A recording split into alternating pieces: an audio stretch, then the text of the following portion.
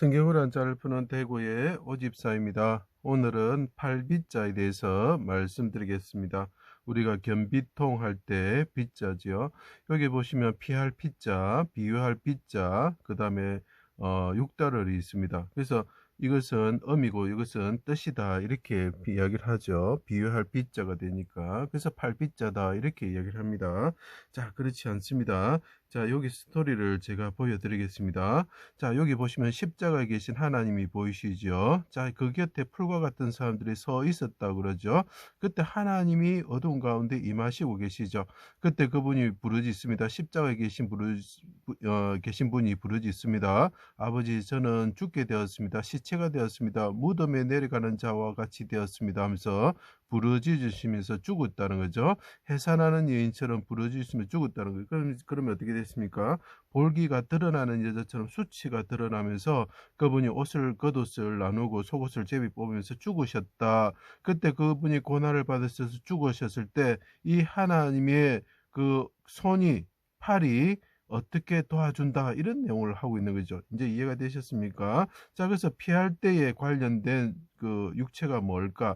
내가 주님께 피합니다. 주의 날개 그늘 아래 피합니다 할 때 관련된 육체가 뭘까? 이런 뜻이죠. 제가 하나씩 설명드리겠습니다. 해와 달과 같으신 하나님이신 예수님이 자기 땅에 말씀이 육신이 되어 오셨다. 자, 하나님이신 분이 육신이 되어 오셨다는 거죠.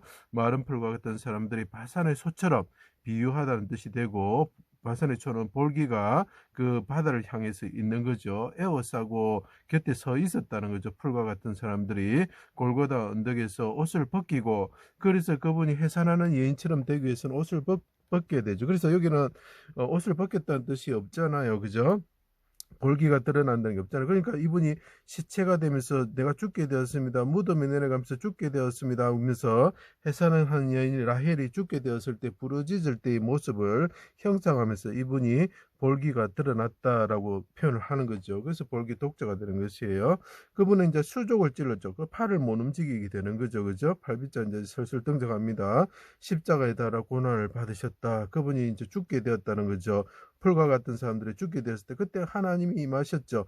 해와 달이 빛을 잃고 어둠이 임할 때에 하나님 임재하실 때 나의 하나님 어찌하여 나를 버리셨습니까 하고 십자가에 달리신 분이 하나님께 부르짖으면서 내가 죽게 되었습니다. 시체가 되게 되었습니다. 아버지, 내 영혼이 떠나갑니다. 이렇게 이야기를 하는 거죠.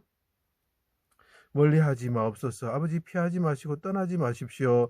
얼굴을 숨기지 마십시오. 나는 벌레와 같고 물과 같고 그 질그릇 조각처럼 되었습니다. 비유하다는 거죠. 내 비유할 빗자가 되는 겁니다. 무덤에 내려가는 자와 같이 되었습니다. 죽게 되었습니다 라고 이야기를 하죠. 자, 죽게 되면서 부르짖는 것이 해산하는 여인이고, 그것이 벌거벗는 것이고, 볼기가 드러나는 것이고, 수치가 드러나는 거죠. 왜 수치가 그분이 드러납니까? 예, 우리가 죄를 지어서 아담이 벌거벗은 몸이 되었을 때 그 수치를 가려주기 위해서 그분이 대신 수치를 받으심으로, 그분이 심판을 받으심으로 우리가 우리 그 수치가 가려지게 되는 거죠.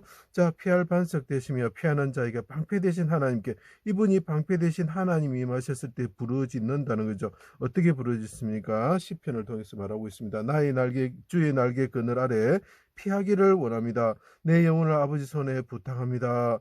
아버지, 주님께 피하기를 원합니다. 원수들의 손에서 주의 오른손으로 주의 사랑으로 구원하여 주십시오. 자, 주의 손으로, 이사야 42편에 보면 내가 붙드는 종이다. 내가 그 손으로, 나의 손으로 그를 보호할 것이다. 이렇게 이야기합니다.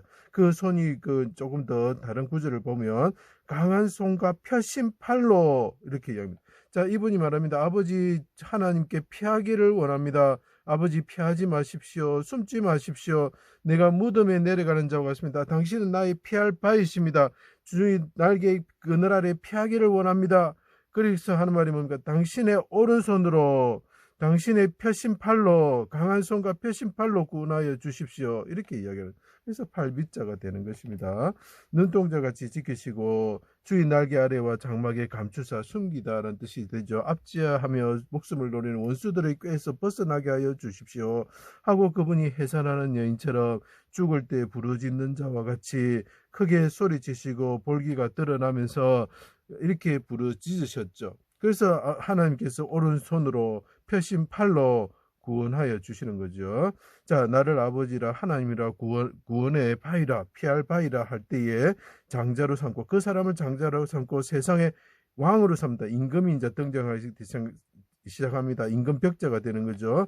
세상의 왕의 지존자로 삼을 것이다. 그 사람을 다윗 왕으로 삼고 기름을 부을 것인데 어떻게 하느냐? 나의 손이 그와 함께하고 견고하게 하고 내 팔이 그를 힘있게 하며 내가 그 해산하는 여인처럼 부르짖는 여호와인 내 아들을 오른손으로 붙잡아서 내 손으로 보호할 것이다 라고 이사야 53장의 이야기하고 시편의 이야기를 하고 있는 시편 89장의 9편의 이야기하고 있습니다. 대적을 멸하게 할 것이다 이렇게 이야기를 하고 있죠. 자, 아가서에서는 이 표현합니다. 그 가시나무 가운데 백합화와 같고 숯불 가운데 사과나무 같다. 이 가시나무에 찔려 있는 모습이 보입니까? 이 숯불 같은 사람들, 풀과 같은 사람들이 둘러싸고 있는데 이 양과 같은 모리아산에 순양과 같으신 분이 쌓여 있죠. 그분을 어떻게 한다고요? 왼팔로 머리를 고이고 아가서에 표현합니다. 오른팔로 안으신다. 이게 무엇입니까? 아기를 포대자로 있는 아기를 딱 이렇게 하나님께서 안으시는 아버지께 성부 하나님께서 안으시는 모습을 보이고 있죠. 이것이 나중에 우리 어떻게 됩니까? 하나님께서 우리를 광야에서 안으시는 모습을 그대로 나타내고 있죠. 이분이 하늘에 오르셔서 우리의 왕이 되셨을 때 똑같은 일을 하시게 되는 것입니다.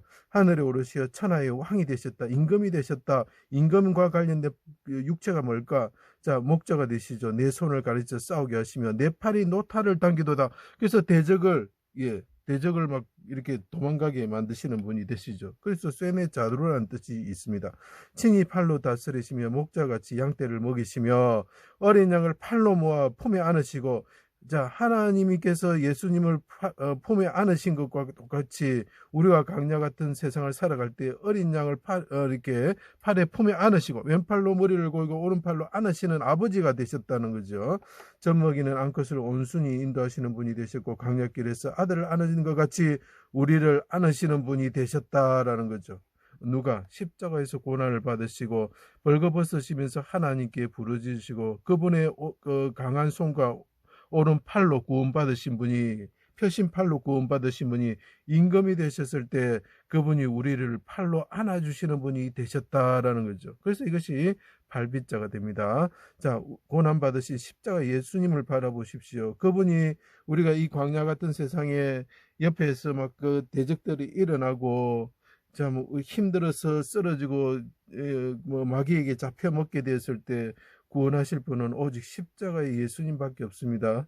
그분이 우리를 팔로 안으시고 거룩한 성으로 인도하시는 분이 되실 것입니다. 예수 믿지 않으신 분들은 자기 힘으로 살아가는 것지만 결국은 우리를 둘러싸고 있는 개 같은 존재들, 사자와 같은 존재, 마귀들의 존재에 쉽게 말하면 밥밖에 음식밖에 되지 양식밖에 되지 않는 존재들입니다. 결국은 지옥에 빠지게 되는 거죠. 그래서 우리를 보호하시고 그의 팔로 안으시고 우리를 그 사망의 음침한 골짜기에서 인도하셔가지고 하나님의 나라로 인도하실 분 그 예수 그리스도를 믿으시기를 꼭 부탁드립니다. 제 강의를 들어주셔서 감사합니다.